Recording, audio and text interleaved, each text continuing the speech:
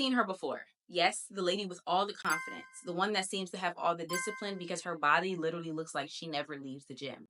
Also, let's not get started with her personality. Everyone seems to love her even on and off social media. And when it comes to finances, it seems like she has loads of them. This is what we would consider to be the top 1% of women. The women that it seems like they literally can do no wrong and they are perfect. And it often has us asking ourselves, how did that happen? Was it genetics? Were they literally born this way? Was it that they came from a really great upbringing and they had amazing parents? Or was it that they just had mommy and daddy's money so they were able to afford to do all these things? And yes, for some individuals that might be true, but I've actually found out after doing hours worth of research and also being fortunate enough to meet some of these top 1% women myself, there's a lot of similar traits that they share that actually have nothing to do with finances, it has nothing to do with genetics, and it actually has nothing to do with their upbringing. So in this video, that's what I want to share with you. I want to share with you 6 habits, essentially 6 traits that the top 1% of women, the top creme de la creme of women do that a lot of times the other 99% of us are trying to figure out how to do. So in this video, I want to talk about that.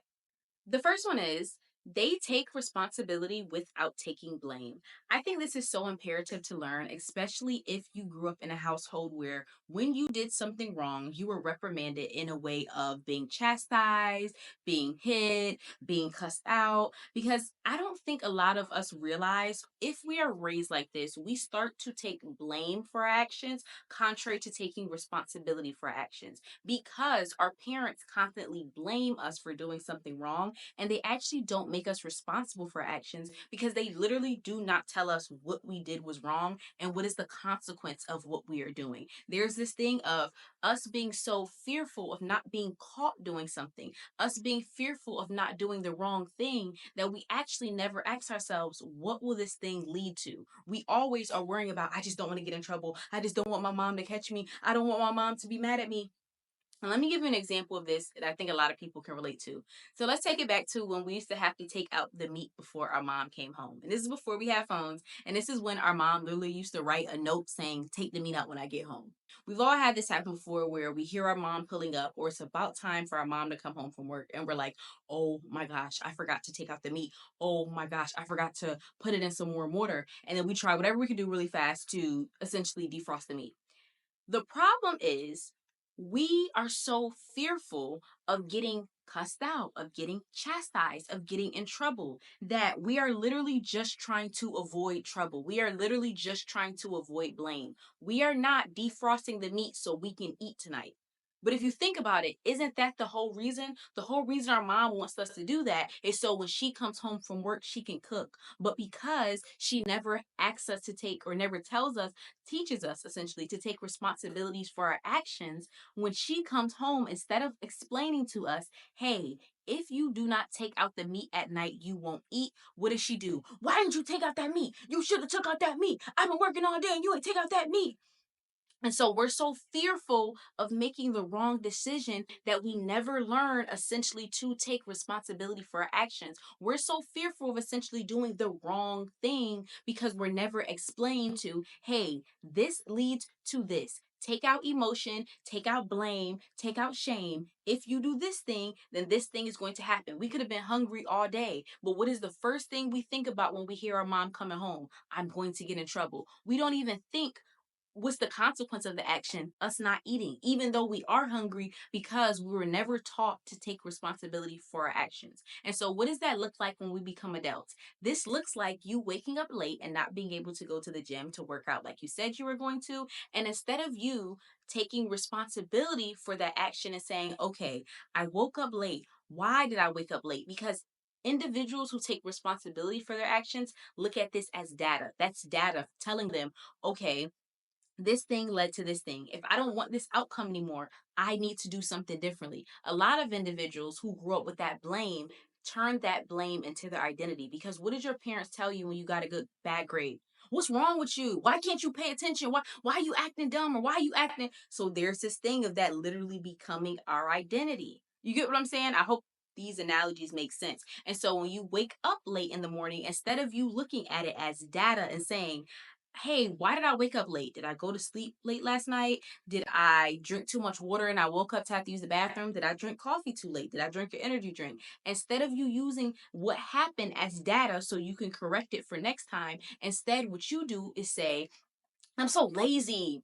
I'm so lazy. Like, I can never wake up early in the morning. I'm so lazy. I can't even do this. And you literally turn that into your identity. And so, time and time again, i.e., you keep making the same mistake because you're so used to blaming yourself. Since you were a child, anytime something bad happened, you were constantly blamed. So, as you grow up, you constantly blame yourself. Now, I know some people are kind of like, well, how do I get out of that? Because, yes, I did grow up like that. And yes, I do blame myself, but I don't want to be like that for the rest of my life. So I want to tell you a theory that was coined by the psychologist Julian in 1966 that actually talks about the difference between people who take responsibility and people who take blame, and essentially how to get out of that mindset. So his theory basically states people with an internal locus of control believe their actions influence their outcomes, which leads to higher achievement and essentially better stress coping. Now, what does that mean? Internal locus of control. Basically, what he's saying in that theory is individuals who believe the things that they do lead to the outcomes of their life are better at course correcting and essentially making the necessary changes to change their life because they genuinely believe where I am in life is because of the things that I am doing. And if I want to get somewhere else in life, I need to do things differently.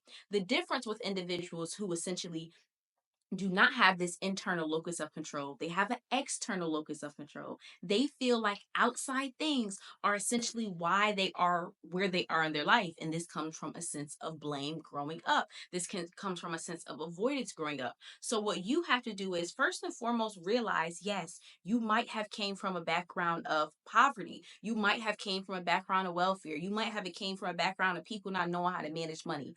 That is not your responsibility to course correct the past. It is your responsibility to course correct the future. It is your responsibility to take the necessary resources that are available for you to figure out how to be more financially literate. It is your responsibility to figure out how to gain more skills so you can get a better job. The problem with people who are so used to blaming their outside situation, or they're even so used to blaming themselves for things, what do they say? Well, of course I'm going through this situation. My mom was, on welfare. My grandma was on welfare. My whole family came from poverty. And they look at it as an external locus of control. They look at it as there's nothing I can do. I cannot control my situation. I cannot change my situation.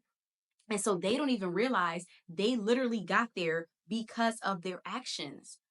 Your actions are essentially why you are where you are in life, whether you like it or not. And don't get me wrong, there are advantages and disadvantages depending on your background, your race, all these other things. I'm not taking away from that. But you also have to understand there's a lot of things that you've been doing that have put you in the situation that you're in, and you don't acknowledge those things because that feeling of acknowledgement, you're so used to blaming and you're so used to shaming. And since a child, what have you always tried to run away from? That blame and that shame. And when you were a child, in the physical sense, you always couldn't run away from your parents. But now that you're an adult, the emotional sense, you are so used to running away from that feeling of blame. You don't want to, oh, I'm blaming myself for doing this. I'm blaming myself to do that. You're running away and you're not taking responsibility for your actions because you've never had to do that. And so essentially, how to help this and how I think a lot of 1% women do it differently is because they realize blank leads to blank. Let's take out all emotions. If I go to sleep at a certain time, I'm going to wake up at a certain time tired. If I work a certain job, I'm going to make a certain amount of money. That's just what that is. Let's stop taking into account, oh, well, the country is going like this and the economy is going like that. They literally say, if I do this, it will lead to this. And if I don't like what it has led to, I need to course correct. I need to essentially change where I'm working. I need to gain more skills. I need to become more financially literate. I need to change my workout routine. If something is not giving me the results that I want, that data that I'm collecting, right? If it's not giving me the data that I want, then I need to correct the beginning if I want to get a different ending. And so I wanted to start with that because that is one that I notice a lot of 1% women do. And that's something that I definitely have struggled with due to my upbringing, but they take responsibility for their actions, but they don't blame themselves. They don't dwell on the things like, I'm so dumb and I shouldn't have done this and I shouldn't have done that. They realize this is their first time on earth and they're going to make mistakes, but they also realize that they don't have to blame themselves for it and they can change their outcome by literally changing their actions. And so that's what I want you to understand. You cannot change the past, but you can change your outcome by literally changing your actions. Now, the next one is they use visualization and mental rehearsals. This is something that I think a lot of people do not believe in enough because it is not something physical. There is a thing of you saying, I want to be more productive. I want to be more disciplined. I have to physically do something that is going to lead to this thing. And I promise you, you can change your life through the visual. Now, a lot of people, when they think about the visual, they think about manifestation. They think about, oh, me manifesting this thing and me imagining myself walking across the stage and getting my diploma, me imagining myself getting that $100,000 order. That's not necessarily visual rehearsal. That is more so you visually thinking about yourself accomplishing that thing. And it's nothing wrong with that, but actually, visual rehearsal has been proved by neuroscience. So let me explain that a little bit more as well. Now, this works because mental rehearsals activate the same region of the brain as physical action, which leads to better outcomes and more confidence. Now, that is why visual rehearsals work because when you close your eyes, or you can do it open, depending on your preference, and you visualize yourself doing the thing that's necessary for you to achieve the outcome that you want to achieve, your brain a lot of times cannot tell the difference between you actually doing that thing and you visually rehearsing that thing so well that you are physically doing that thing. And that's why I said it's a little bit different from manifestation, because manifestation is more so you saying, I'm walking across the stage and I'm receiving my diploma and I'm doing these things. Visual rehearsal is you actually doing the necessary things to do those things. And it's crazy that people don't talk about this enough, but there's athletes, high performing athletes, who have been doing this for decades. I'm talking about since the 50s, since the 60s. There's top golfers who have imagined themselves literally putting the ball into the hole, and they've said it on interviews before. People have asked them, how did you do it? And they're like, I've just visualized it. There's boxers who literally have done it. Boxers, if you're familiar with boxing, they literally do something called shadow boxing.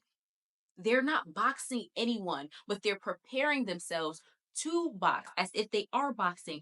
Now, why does this thing work so well? Because our brains are goal seeking and achieving things. So if you give your brain a goal that it has to accomplish, your brain is going to accomplish that thing. Now, I know some people still are probably like, well, I don't know. Like, that just sounds like a lot of hoopla. Well, there's actually a study done on it at the University of Chicago. So I want to share that because I think it's so interesting. So at the University of Chicago, they got basically a random group of individuals that they had do free throws. So they first had them do free throws on day one. After day one, they had split them into three different groups. One group, they said you were not practicing at all for the next 30 days. Another group, they said you are practicing every single day shooting free throws for the next 30 days. The third group, they said you are only practicing visually. So we're going to have you sit down, close your eyes, and imagine yourself shooting the ball into the net. After 30 days, the group that did not practice, they improved 0% as presumed. The group that did practice physically every single day improved 24%. The group that only practiced visually, I want you to think, just guess real quick. How much percent you think they improved by? 23. They improve by 23%. The people who practice physically improve by 24%. How is that even possible? That is possible because, like I said, your brain wants to achieve anything you give it to. When you mentally rehearse yourself doing that thing and not just receiving the award and the accolade, you can do that as well. But literally, before you go to the gym, visually rehearsing, okay, I'm gonna pick up this weight. Okay, I'm gonna do this machine. Okay, I'm gonna pick it up like this. I'm gonna tuck in my stomach, I'm gonna do this. Your brain is going to do exactly what you want it to do. When I come home from work, I'm gonna pack a couple orders and then I'm gonna do this and I'm gonna do that. That is what your brain is set out to do. So many times you don't understand. You're so scared when it comes to doing things because you're like, oh my God, this is my first time doing it. Just because it's your first time physically doing something, it doesn't have to be your first time mentally doing something. Sometimes you end up fumbling and messing up because you never actually rehearsed in your head, well, what am I going to do when I get to this place in this space? We always say, oh, I want to achieve this and I want to be here in life and I want to be there in life. Well, what does that actually look like for you? Mentally rehearse your days from the time that you wake up, from the time that you go to sleep. You want to be a 1% woman, right? You want to be a top 1% woman. What is your day actually going to look like? Too many people never get there because they never visualize the necessary steps to get there. And then they also never visualize what is it actually going to look like when they are there. So that's definitely one that I definitely recommend to do: visual and mental rehearsals. The next one is they invest in mental hygiene. Now, I think this one is so important because I've come to learn this is why a lot of high achieving individuals are able to be quote unquote normal people, even though many of us normal people don't look at them as that. And so, what is hygiene, right? Let's talk about it. Hygiene, when I say that word, if I say somebody has good hygiene, what do you think about? Oh, she must smell really good. Oh, she must bathe with something really nice. There's this physical aspect of it. Let's keep going with that. What happens if you do not maintain your hygiene? What happens if you don't wash your clothes? What happens if you don't brush your teeth? What happens if you don't wash your body? You're going to have yellow teeth. You're going to smell. You're going to start itching. Okay, let's stick with that. Now imagine if you had to go to work for 2 weeks without keeping up your hygiene. You could not wash your body. You couldn't change your clothes. You couldn't brush your teeth. Do you think you would be able to perform the task at work the same way you do as if you had taken a bath? No. There's nothing that changed about work, but you, because you did not keep up your hygiene, you're probably itching and scratching. Your body feels, you can't even pay attention. Then you smelling yourself. You can't even remember what somebody's saying because you every 3 seconds you're like, what's that smell? Oh my God, that smells stink. Your breath stink to the point where you don't even want to talk. So what happens if we do not keep up with our physical hygiene? That literally will affect our performance in the world. Now, I want to talk to you about mental hygiene because it's something that we don't talk about enough. And this is something actually that has the same exact effect if we do not keep it up that having a lack of physical hygiene has. But the problem is the physical one we can see, we can smell, we can, use our five senses to detect. The mental hygiene is something that's very personal to you, but it does have the same negative effects. It has the same negative effect as such as a lack of memory. It has some of the negative effects such as the lack of paying attention, the lack of acquiring skills, all these different things that a lack of physical, essentially, hygiene would have, a lack of mental hygiene would have. And so, what is mental hygiene essentially? So, to put it easily, mental hygiene is the practice and the habits that help support a good mental health. Now, I know some people are going to be like, okay, but like, what does that really mean?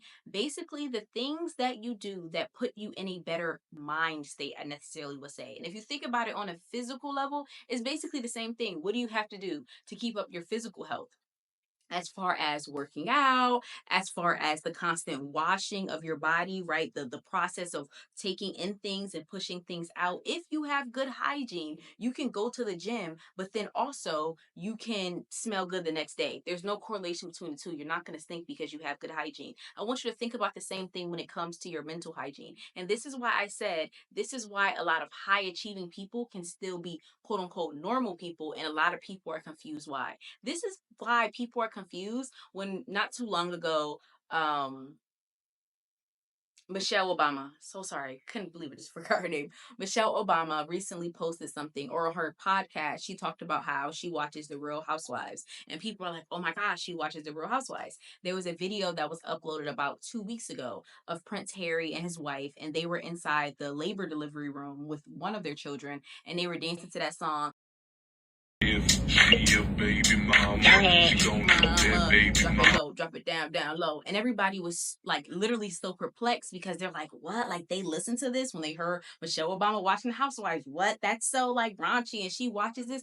How are they able to do this? Because they keep good mental hygiene. The same way that somebody keeps good physical hygiene and they can go to the gym, early in the morning, but then later that night smell good, they do the same exact thing. They can input some of these things that are essentially not always high achieving and they're not always the best thing to watch for your brain. They can watch some of these shows and essentially they still can perform higher because they know how to cleanse themselves out. They're the ones that are not always on social media 24/7. When they want to go on social media, they can go in the shade room. They can go on all these gossip sites and see what's going on. But then they keep that to a minimum. So they might do it 80/20. 80% of the time I'm doing this, 20% of the time I'm doing that. They can watch the housewives. Some of them honestly probably watch baddies for all we know. Like these shows that people talk about and they're like, oh my God, these are horrible. A lot of these high achieving people watch these shows. You would be surprised how many high achieving people listen to Sexy Red.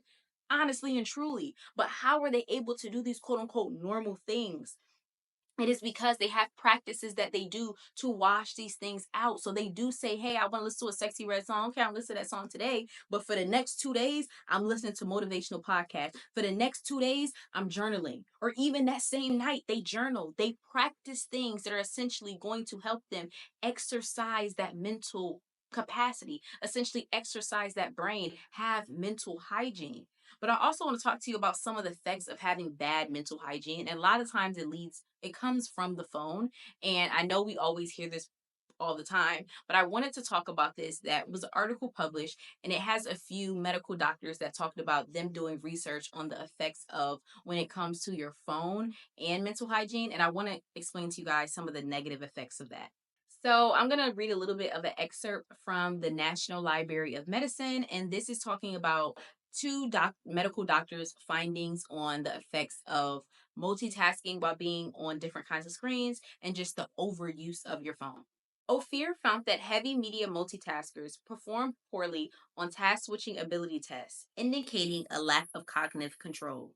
Furthermore, Unkafir found that chronic multitaskers have inferior working memory performance and more difficulty filtering out irrelevant information, leading to increased mental fatigue and stress. So I want you to understand this. By literally using all your phones all the time, by literally not doing things that are exercising your brain, this causes you to have more mental fatigue. What does that look like? This looks like you saying, I really want to focus on our business. I really want to study when I get home from work. And then your brain literally feeling like it can't do it because you are experiencing mental fatigue. Your brain is so exhausted. You feel so stressed. Why? Because your brain isn't able to go through the process of having things happen to it and then filter it out. You're stressing about something that your boss said to you at 10 a.m. and now it's 10 p.m. Why? Because you have low cognitive control. Why? Because you have higher increased stress rates. And this all comes from having low mental hygiene. And so that's why I tell people all the time, first and foremost, try to limit the amount of phones that you are using. Sorry, the amount of screens. Well, some people do have multiple phones, but the amount of screens that you are using, this means that you need to start using your brain in other capacities. This means that you need to limit some of the negative inputs that you're putting inside of your brain. Like I said before, you don't have to be perfect. And I'm not one to judge because I did grow up watching fight videos on YouTube. I don't know if you guys remember that era or if that was just my era, but I used to be like Detroit fight videos, Miami fight video. I don't know. That was me. That was like in 2006, 2007. We're not judging anybody. All I'm saying is nobody's perfect. Okay? It's okay to like what you like. Like I think some people feel like, oh, I can't listen to this kind of music. I can't. You can still do that. There's so many high achieving women. There's so many top percent women that literally watch the same stuff you watch, listen to the same stuff you listen to, but they find a balance with it. They do understand I can't keep getting all these negative inputs. They do understand my brain is literally getting dirty. I'm dirtying up my brain with all this information. It needs to be washed out so it can properly function, so I can have cognitive control over the things that I do. Some people can't even control their brain, so I can have less mental fatigue. So if I need my brain to run from 10 a.m. to 10 p.m. nonstop, it can do that. That sounds crazy, but depending on the goals that you have, you might want to do that. But you can't do that when you're always using a whole bunch of screens. You can't do that when you're constantly only putting in negative information, or you can't do that when you're putting in more negative information than essentially positive information. And so that's one that I definitely want to talk about, mental hygiene. The next one is they lean into discomfort to expand their capacity. Now, this one was always interesting to me because it always felt like the people, the women that were doing so much had literally a different brain to me. I don't know if anybody else has ever felt like that, but it often felt like, how were they able to do this? Like, how are they able to think about this and think about that and put it together and make it cohesive and make it one? Or how are they able to think of this business and that business? I used to watch stuff like Shark Tank and all this other stuff, and I'm seeing these people talk about starting businesses and all these things, and I'm like, that makes so much sense. Why did I not think about that? Like, their brain literally must be a different brain than mine. Their brain must be bigger than mine, smarter than mine. And essentially, after doing some research, I found out that I actually was not necessarily wrong. And I actually found out there's actually a way to grow your brain through a process that is called neuroplasticity. Now, neuroplasticity refers to the brain's ability to modify, change, and basically adapt its structure to kind of whatever you want it to be, essentially. I want a lot of people to understand that your brain is a goal seeking, goal achieving thing. The problem that a lot of people don't realize is you do not give it anything to seek and you don't give it anything to achieve. So essentially, it rusts. A lot of people think that their brain essentially stops growing after they turn 18, after they turn or like graduate high school, they turn 22, 23, 24, they graduate college. And there's this feeling of, my brain's not growing anymore, because your brain experienced a lot of neuroplasticity when you are in your earlier years, because it is constantly having to adapt to new things. Every single day you have a new quiz. Every single day you're learning something new in school, from the time you wake up to the time that you go to sleep. And so there's this process of your brain constantly having to adapt, constantly having to grow. Well, a lot of times when we graduate school, we stop giving our brain things to grow. Our processes of literally life become mundane, right? You wake up the same time, you go to sleep the same time, you talk to the same people, you watch the same TV shows. And so that goal seeking, goal achieving brain of yours that you have literally starts to rust, because it is not being used. It is not having to think of new things. You can go to work, you can perform tasks at work on autopilot. You don't even have to think about those things. You half the time get in a car to go to work, and then all of a sudden it feel like you're just there. Why is that? Because you can do those things without thinking. And if you can do something without thinking, your brain essentially does not have to wire together new neurons to create neuroplasticity. And so the top percent women understand this, and they use this process to become more efficient and essentially grow their brain. Now, if you want to have neuroplasticity continuously go on for you, you have to do things I would recommend in small doses, in small batches, that make you uncomfortable. You literally have to get out of your comfort zone, because that is the only way your brain is going to force itself to grow. Your brain is a goal seeking, goal achieving machine. That is what your brain is. So at first it's going to be uncomfortable. At first you're not going to know what to do, and eventually your brain is going to adapt to this thing. And the top 1% women know this. So they constantly require themselves to go into new experiences, to go into new rooms, to do things that are uncomfortable for them. Because I want you to understand, today, there's a lot of things that you can't do. And I know a lot of people say, don't say you can't, don't say you can't. No, literally, your brain can't do a lot of stuff today. Today, you probably can't make a New York Times bestseller book. But if you learn how to make your first paragraph, and then you learn how to make your first chapter, and then you learn how to make your first couple chapters, and then you learn how to make your first book, and then after that, you learn how to make another book, eventually you can become a New York Times bestseller, because eventually your brain is going to start growing. It doesn't grow physically, but neurons are going to start turning on, where it's going to start piecing things together. And that's why I think there's a disconnect between high achieving individuals who don't consider themselves to be high achieving, because we see these interviews of these people and they're trying to literally explain to us how they do what they do, but for them it's so hard for them to explain it, because their brain has literally grown to the point of this becoming normal for them. And so when they say stuff in interviews, it sounds, I've always thought, very like not unrealistic, but just like very fluffy. Like, oh, just do this and stay motivated and do this and do that. And it's not always because they're trying to hide their process. It's not always because they're trying to seem fluffy. It's because their brain has grown to the point where this has become so normal for them. They can't imagine not being able to do this thing. They know it was a point when they couldn't, but they don't even understand the process is neuroplasticity. Their brain is putting things together, so many things together, that they could just come up with anything. And I think I've definitely experienced that when it comes to my content. I use a lot of analogies, as you guys may know, and I just put things together. And people often ask me, how do you do that? Like, how do you put things together? How do you? And for a while, I tried to like explain it, but then I realized I'm just talking. I'm not really explaining it well. And then I had to realize it's because I'm constantly putting my brain in uncomfortable situations. I'm constantly researching new data. I'm constantly finding out new things. And so my brain remembers this little quote from there, this little piece from there, that little thing from there. And then when it's time for me to speak, I'm able to speak clearly because my brain is using all the different parts of it that I've caused it to grow. And so that's what I want to talk to you about as far as this part of it.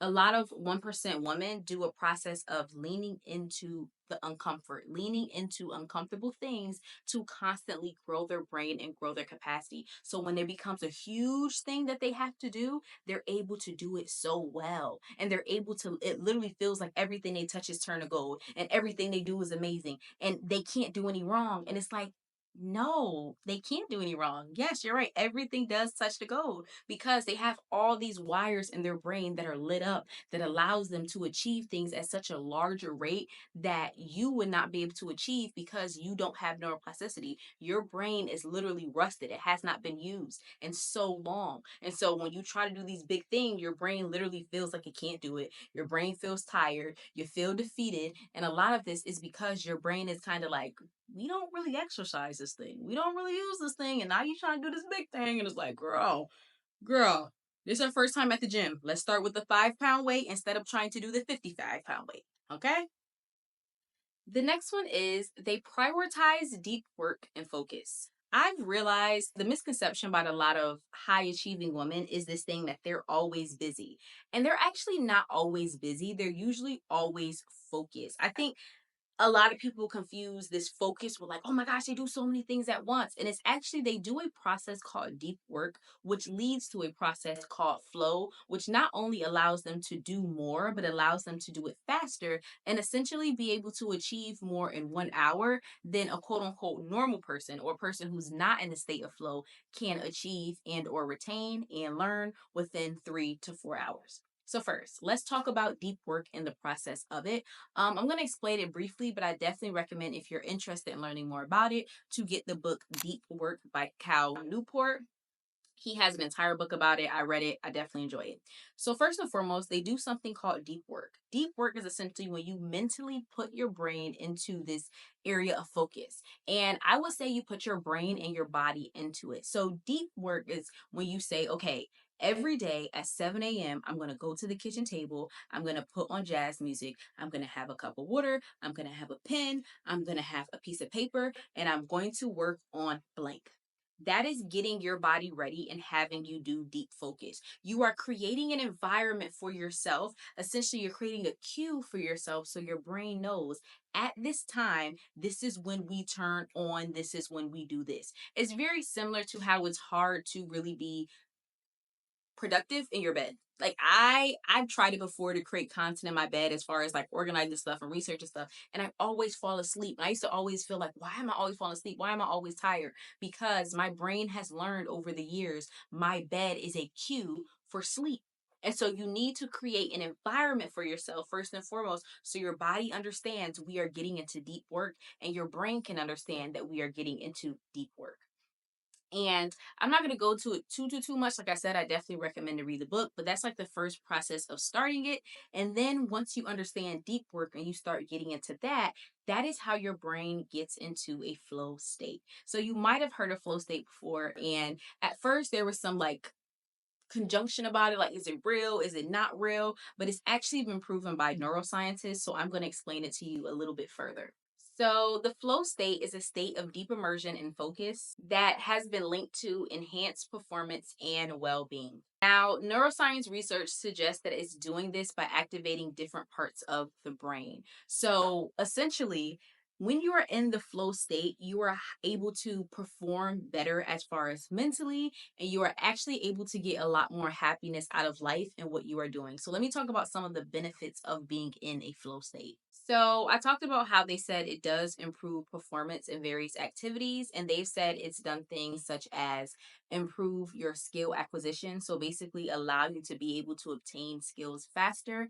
And it also has been linked to helping with your productivity. So essentially, when you are in a flow state, you're able to be more productive than if you're not in the flow state. And this is because they've literally done EEGs on it. So they put like these things on people's brains to be able to figure out what pieces of the brain that the flow state turns on. It turns on certain pieces of the brain as far as activity, and it turns off certain ones. And one of the ones that it turns off is essentially, to make it as simple as possible, the distraction part of your brain. So when you are in a flow state, you are not worried about anything. And this is why individuals who have been in a flow state have stated that they're able to work for hours on end, and it feels like they've only been working for 45 minutes or an hour, because while they're in this state, they're so productive, they're focused on this thing that their brain is not even worried about doing anything else. Flow has also been linked to increasing happiness, helping with burnout, and also helping with the sense of depression. Now, I've come to the understanding this is probably because when you are focusing on this thing, when you're in a flow state, you are not worried about anything else. So there is this sense of happiness that you are getting while you're doing this thing. And then oftentimes the burnout and the depression comes when you're trying to juggle so many different things, or possibly when you are worried about doing so many different things.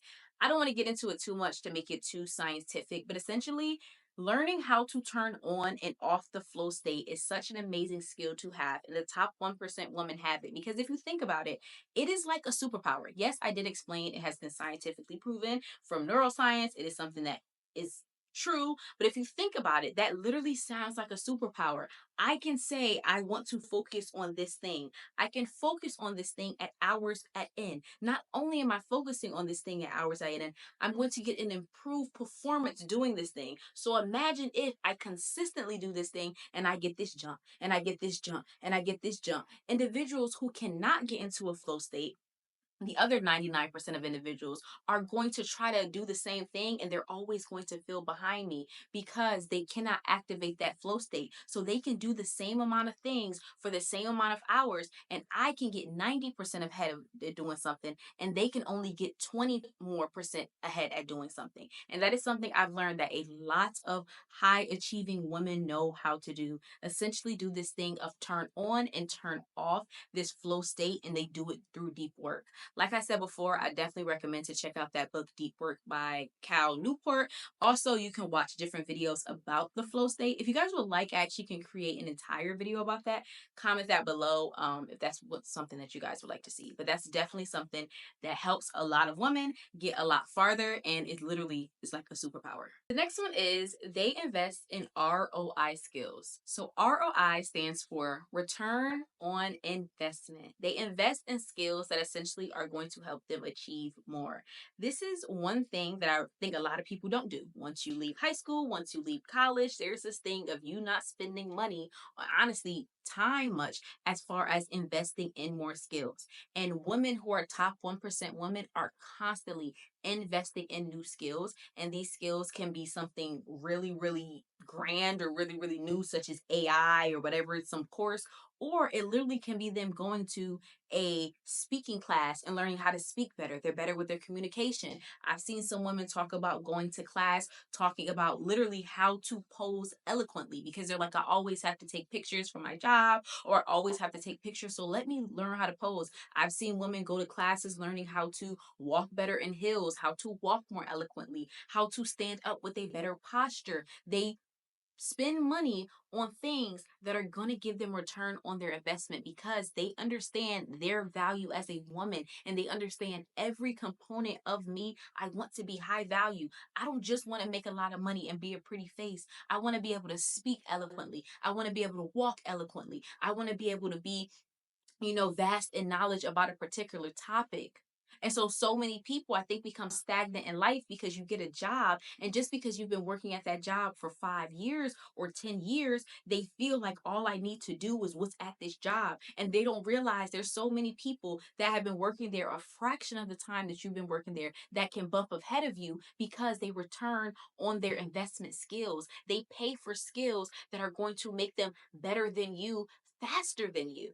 And so I think a lot of women need to think about that and ask themselves, when is the last time you invested in your ROI? When is the last time you invested in something that's going to make you a better woman and essentially help you get a return on your investment? Because it's not like they do these things just to say they do these things. They do these things because they understand, if I can speak better, I can negotiate better. If I can negotiate better, I can have a job where I make more money. If I can essentially walk better on hills, I can hold my head higher, I can have better structure. They understand that doing these things will lead me to be perceived in a different light. This will allow me into different doors. This will allow me to speak to different people. And so that's another thing I want a lot of women to ask themselves and start getting into the process of doing. I know a lot of people are scared now. Oh, everybody's selling a course and everybody's da da da da. And so there's this fear of like, I don't want to waste money. I don't want to waste money. But I think a lot of people don't understand, you're wasting that money right now, not doing nothing with it.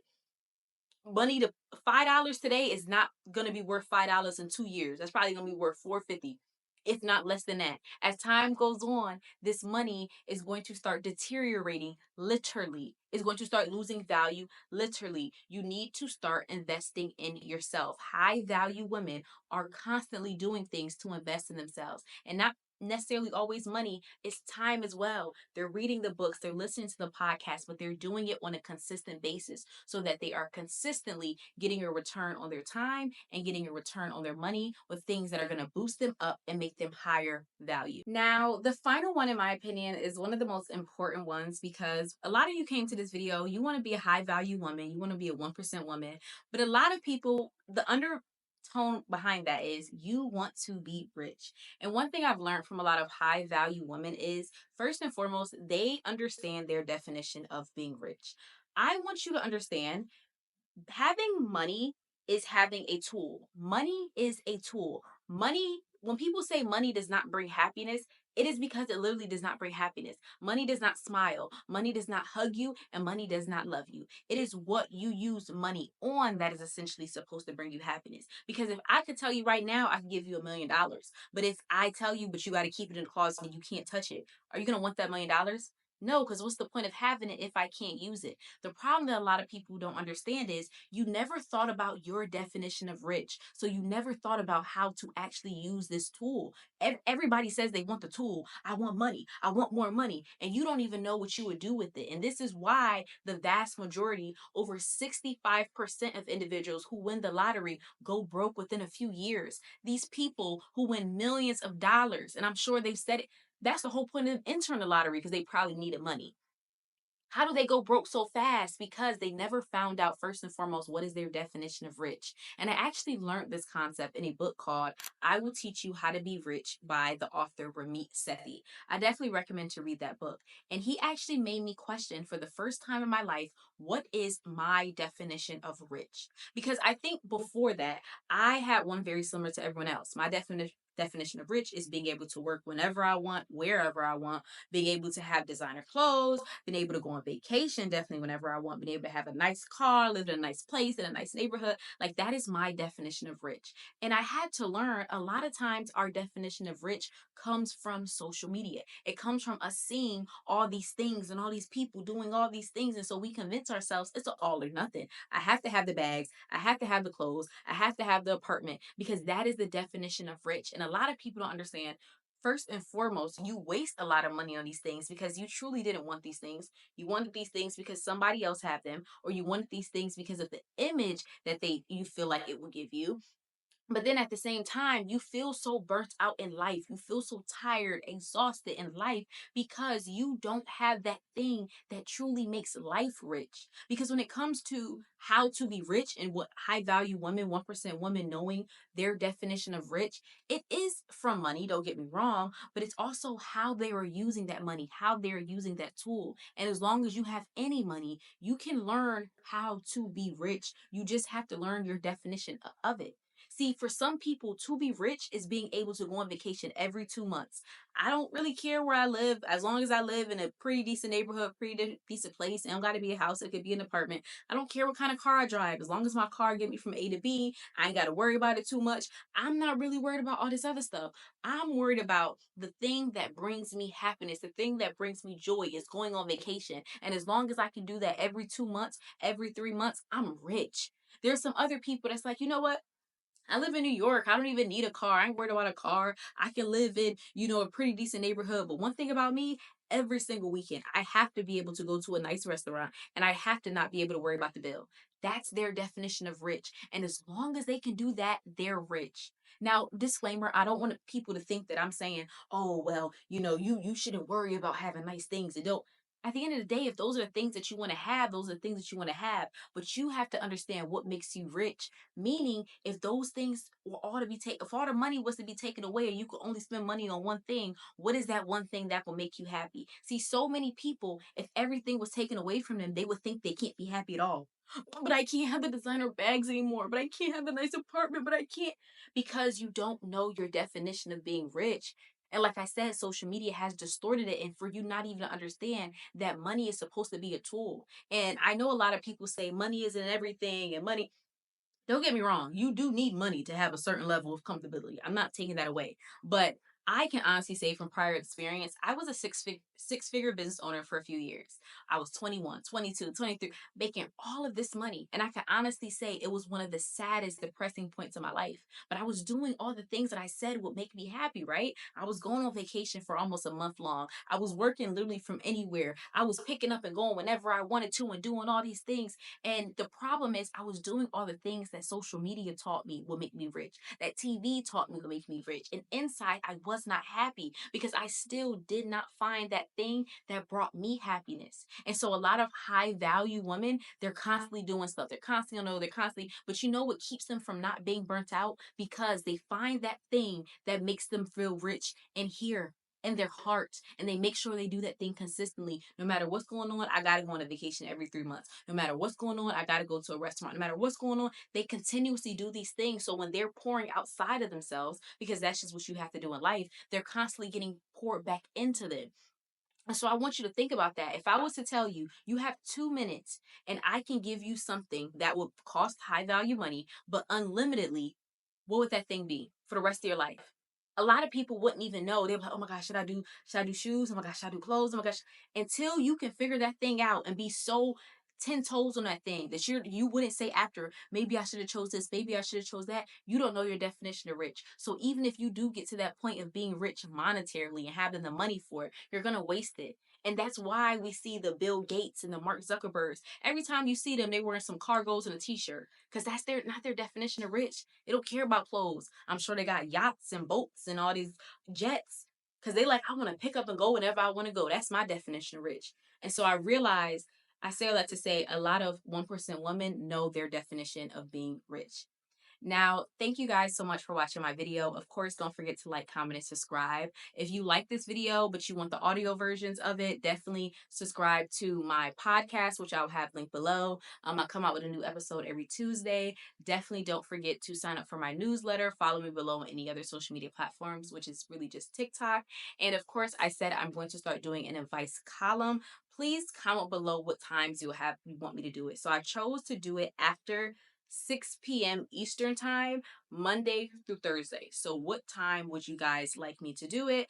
And yeah, we can do that. So, thank you guys so much and have a great one. And also go below for the advice column. Send any specific advice that you guys want, and I will start doing lives every week or every other week to answer your guys' questions, concerns, anything you're going through specifically for you. So, thank you so much and have a great one. And thank you so much because I'm almost at 100,000 followers. Thank you all.